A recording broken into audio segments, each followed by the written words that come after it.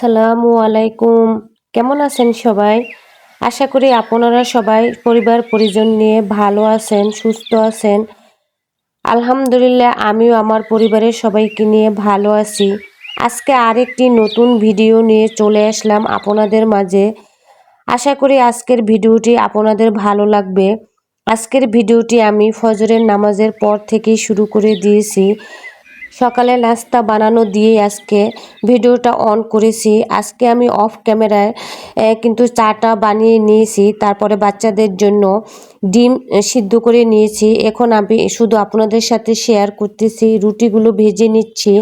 Of ক্যামেরায় কিন্তু রুটির কাইগুলো করে নিয়ে বানিয়ে নিয়েছি, তারপরে এখন শুধু রুটিগুলো ভেজে নিচ্ছি। আপনারা যারা এই মুহূর্তে আমার ভিডিওটির সাথে আছেন, প্লিজ একটি লাইক দিয়ে আমার ভিডিওটি কন্টিনিউ করবেন। আপনার একটি লাইক দেখা যায় আমার এই ভিডিওটি অনেকজনের কাছে পৌঁছে দেবে, অনেকজনকে দেখার সুযোগ করে দেবে, আর আমাকে নতুন একটি ভিডিও বানাতে উৎসাহ যোগাবে। আর যদি আমার ভিডিওটি কোনো অংশে কথা কাজ আপনাদের মনে ধরে থাকে, তাহলে আমার চ্যানেলটিকে একটি সাবস্ক্রাইব করে নিতে পারেন। আর অবশ্যই কিন্তু পাশে থাকা বেল অপশনে প্রেস করে নেবেন। যখনই কোনো ভিডিও আমি আপলোড করব, তখনই আপনাদের কাছে নোটিফিকেশন আকারে পৌঁছে যাবে। আপনি সময় সুযোগ করে আমার ভিডিওটি দেখে নিতে পারবেন। আর যারা এই কাজটি অলরেডি করে রেখেছেন, তাদেরকে আমার তরফ থেকে জানাই অসংখ্য অসংখ্য ধন্যবাদ। আল্লাহ তাআলা পৃথিবীতে যা কিছু সৃষ্টি করেছেন, তার ভিতরে আমরা এক অদ্ভুত প্রাণী, মানুষ জাতি। এই মানুষরা যে আমরা পৃথিবীতে কতটা স্বার্থপর তা আমরা নিজেরাও জানি না। এই মানুষরা দেখি যখন যার টাকা বেশি আছে, তখন আমরা তাকে বেশি সম্মান করে থাকি। টাকা যদি না থাকে, তাহলে তাকে আমরা সম্মান করি না। যে ব্যক্তির টাকা আছে সে যদি দেখা যায় অশিক্ষিত হয়, তাহলে তাকে আমরা অনেক সম্মান দিয়ে থাকি। রুটিগুলো ভাজার পরে তারপরে আমার বড় ছেলে বলতেছে যে সে রুটি খাবে না, সে অন্য নাস্তা খাবে। তার জন্য আমি এই যে ডিম দিয়ে রুটি ভেজে দিচ্ছি। আমার ছোট ছেলে বড় ছেলে এই খাবারটা খুবই পছন্দ করে, এর জন্য ওদেরকে। আমাদের সমাজে দেখা যায় টাকার মূল্যায়নটা এখন এমনই বেশি হয়ে গিয়েছে যে এখন ফেসবুক ইউটিউব খুললেই দেখতে পাই যে ছেলে বাবাকে মেরে ফেলতেছে। কেননা সামান্য কিছু টাকা চাইলে যদি বাবা দিতে না পারে, দেখা যায় সে বাবাকে মেরে ফেলছে। আবার মার কাছে টাকা চাইলে মা যদি না দিতে পারে, মাকে মেরে ফেলছে। টাকাটা দুনিয়াদারিতে এখন সবচেয়ে গুরুত্বপূর্ণ বিষয় হয়ে দাঁড়িয়েছে। আবার দেখা যায় সন্তানের টাকা বেশি থাকে, মায়েরা তাকে বেশি ভালোবাসে, সেই সন্তানের ভালোবাসা একটু বেশি হয়ে থাকে। আবার যদি দেখা যায় ভাই বোনকে যদি টাকা দিতে না পারে, তাহলে দেখা যায় ভাই বোনের কাছে যে ভাই বা বোন বেশি টাকা দিতে পারে, যার বেশি টাকা আছে, সেই বোনের ভালোবাসা, সেই বোনের আত্মসম্মানবোধ ছোট ভাই বোনদের কাছে বেশি থাকে। এই টাকার জন্যই রক্তের সম্পর্ক শিথিল হয়ে যায়, ভাইয়ে ভাইয়ে দ্বন্দ্ব লেগে যায়, বোনের সম্পর্ক নষ্ট হয়ে যায়। যার দেখা যায় বেশি টাকা আছে, তার অহংকার বেশি থাকে, তার দম্ভকতা বেশি থাকে। আর দেখা যায় যে ভাই বা বোনের টাকা কম থাকে, তার কিন্তু দেখা যায় ছোট ভাই বোন বা বড় ভাই বোনদের কাছে তেমন একটা গুরুত্বও থাকে না, আর তাকে কিন্তু ভালোবাসার দিক থেকেও অন্য নজরে দেখা হয়। এদিকে আমি কথা বলতে বলতে কিন্তু নাস্তাগুলো সব ভেজে নিয়েছি। তারপরে চলে আসলাম দুপুরে রান্না করার জন্য। অফ ক্যামেরায় কিন্তু আমি অনেক কাজ সেরে নিয়েছি। আজকে দুপুরে রান্না করার জন্য আমি দেশি মুরগি ফ্রিজ থেকে নামিয়ে ভিজিয়ে রেখেছিলাম, সেইগুলো ভালো মতো ধুয়ে পরিষ্কার করে এখন রান্না করব। টাকা না থাকলে নিজের আপনজনের কাছেও তার মূল্যায়ন থাকে না, টাকা থাকলে দেখা যায় নিজের আপনজনের কাছেও মূল্যায়ন থাকে। এদিকে আমি দেশি মুরগির গোশতটা রান্না করার জন্য ভালোভাবে সবগুলো মশলা কষানোর পরে তারপরে আমি ধুয়ে রাখা গোশতগুলো দিয়ে দিয়েছি। তারপরে গোশতগুলো ভালোভাবে নাড়াচাড়া দিয়ে মশলার সাথে মিশিয়ে দিচ্ছি। আমার বড় বাবাটা মাদ্রাসা থেকে এসেছে। আমার বড় বাবাটা দেশি মুরগি এইভাবে রান্নাটা খুবই পছন্দ করে। এর জন্য আমি আজকে এইভাবেই রান্না করব আর আপনাদের সাথে শেয়ার করতেছি। তারপরে ঢাকনা দিয়ে আমি 4 মিনিটের মতো এটা কষিয়ে নিয়েছি। এখন আমি 2টা টমেটো কেটে দিয়েছি। এই টমেটোগুলো দেওয়ার কারণ হচ্ছে এই টমেটোর পানি দিয়ে আমি এই গোস্তটা রান্না করে নিব।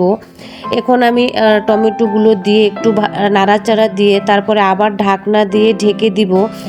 এই রান্নাটা কিন্তু আমি মিডিয়াম আঁচে রান্না করতেছি, কেননা আমি এই রান্নাটায় কোনো পানি ব্যবহার করব না। এর জন্য মিডিয়াম আঁচে রান্না করতেছি আর বারবার ঢাকনাটা উঠিয়ে একটু নাড়াচাড়া করে দিচ্ছি। তারপরে এখন আমি গোটা 4-5টা কাঁচামরিচ দিয়ে দিচ্ছি। কিছু টাকার জন্য এখন দেখা যায় ভাইয়ে ভাইয়ে সম্পর্ক নষ্ট হয়ে যায়। কথায় আছে না, অর্থ অনর্থের মূল। আবার কিছু টাকার জন্য দেখা যায় নিজের আত্মীয় জনের সাথে সম্পর্ক নষ্ট হয়ে যায়। তারপরে আশেপাশে এখন দেখতেছি যে সামান্য কিছু টাকার জন্য, ক্ষমতার দ্বন্দ্বের জন্য মানুষ মানুষকে খুন করে ফেলতেছে। কে আপন কে পর কোনো দিকে তাকাচ্ছে না। সামান্য কটা টাকার জন্য এ ওকে খুন করতেছে, ভাই ভাইকে খুন করতেছে, বাবা ছেলেকে খুন করতেছে, ছেলে বাবাকে খুন করতেছে। আমাদের এই দুনিয়ায় এখন টাকা হচ্ছে মনে হয় সব কিছু। টাকার জন্য এখন সম্পর্কের কোনো দাম নেই। এখন পৃথিবীতে মনে হয় টাকাই সব কিছু। টাকাটার মূল্যায়ন আমরা দেখা যায় সমাজে এখন বেশি দেই। টাকা যার যত বেশি আছে তার বেশি সমাজে সম্মান আছে। যার টাকা নেই তার সমাজে কোনো দাম নেই, তার কোনো সমাজে মূল্য নেই। এইটাই হচ্ছে এখন দুনিয়া আর এটাই সমাজের এখন নিয়ম হয়ে দাঁড়িয়েছে। সমাজ কেন, আমাদের পরিবারে দেখা যায় যার যত টাকা আছে তাকেই আমরা সম্মান বেশি করি। যার টাকা নেই তাকে আমরা সম্মান করি না, তাকে আমরা হীন চোখে দেখি। ওদিকে কথা বলতে বলতে কিন্তু আমার দেশি মুরগিটা রান্না করা হয়ে গিয়েছে। তারপরে আমি কিন্তু অফ ক্যামেরায় ফুলকপি দিয়ে মাগুর মাছ দিয়ে রান্না করে নিয়েছি। ওদিকে আমার বড় ছেলেটা খুবই বিরক্ত করতেছে। সে নাকি ফ্রেঞ্চ ফ্রাই খাবে। আমাকে বলতেছে যে আম্মু আমাকে ফ্রেঞ্চ ফ্রাই করে দাও, ফ্রেঞ্চ ফ্রাই করে দাও। দুপুরবেলা সে ফ্রেঞ্চ ফ্রাই খাবে। আমি বলতেছি বাবা এখন যদি তুমি ফ্রেঞ্চ ফ্রাই খাও তাহলে ভাত খেতে পারবে না। তার সাথে সাথে দেখা যায় ছোট ছেলেটাও এখন কান্না শুরু করতেছে। আর আমার আশেপাশে কিন্তু তারা দুজনেই এসে আমাকে বিরক্ত করতেছে। আর আমি বলতেছি না, ভাত খাওয়ার পরে বিকালের দিকে দিব। তারপরে এই যে চলে আসলাম, আমি কিন্তু অফ ক্যামেরায় লাউ পাতা দিয়ে তারপরে আলু দিয়ে আর বিচি সিম দিয়ে একটি ভাজি করে নিয়েছি। এই ভাজিটাকে আমাদের বরিশাল এলাকায় বলে পাতরা, আর আমার শ্বশুরবাড়ি নারায়ণগঞ্জ এলাকায় এটাকে বলে চচ্চড়া। অন্যান্য এলাকায় কি বলে জানি না, আপনারা কিন্তু কমেন্টে জানাবেন। তারপরে এই যে চলে আসলাম, এখন কিন্তু বিকাল, মাগরিবের নামাজের পরে আমি কিন্তু আমার বড় ছেলেকে ফ্রেঞ্চ ফ্রাই করে দিয়েছি। ওটিকে কিন্তু আপনাদের সাথে শেয়ার করিনি। আর ছোট ছেলে বলতেছে যে আলুর চপ আর বেগুনি খাবে, ওকে আলুর চপ আর বেগুনি দিয়ে দিয়েছি। এই যে আমার ছোট বাবাটায় এখন আলুর চপ আর বেগুনি খাবে। আর দেখেন আপনাদের সাথে কিভাবে ওই যে তাকিয়ে আছে ক্যামেরার দিকে। সেও কিন্তু এখন ক্যামেরা অন করলে বুঝতে পারে, সে কিন্তু অন্যরকম একটি ভাবসাব নিয়ে তারপরে খাওয়া দাওয়া করে। আমাকে ক্যামেরা অন করতে দেখে ওই যে বারবার বলতেছে আম্মু তুমি কি ভিডিও করতেছো, ভিডিও করতেছো। আমি বলতেছি হ্যাঁ বাবা ভিডিও করতেছি, তুমি খাও। এর জন্য সে একটু ভাব নিয়ে খেতেছে। আমিও আপনাদের সাথে শেয়ার করতেছি।